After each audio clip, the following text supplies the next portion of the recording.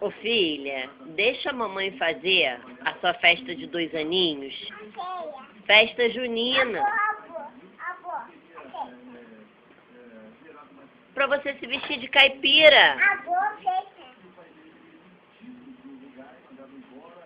Caipira é bonito. Caipira é bonito. Não é feio, não.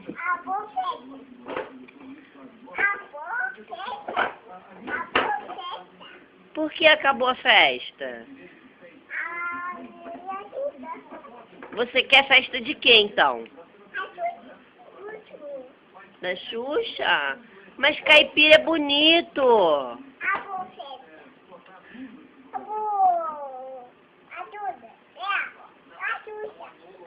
A Duda quer a Xuxa. Mas, ó, festa junina.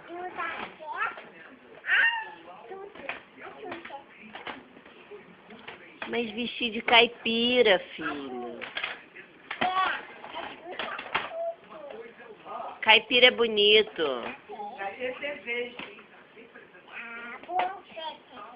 Olha só, a mamãe pode comprar cerveja pro seu aniversário?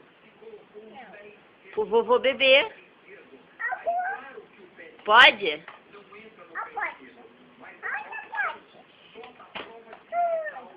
Não pode, filha. Por quê? Deixa a mamãe comprar cerveja.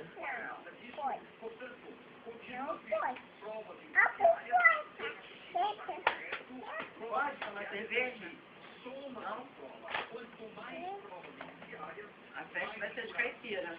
Uma boa festa. Uma boa festa por quê?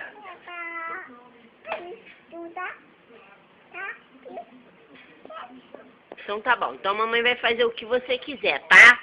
Qual que você quer? Ah, então tá bom. Então manda um beijo. Tchau. Um beijo pra Xuxa. Manda um beijo pra Xuxa. Fala, Xuxa, eu te amo.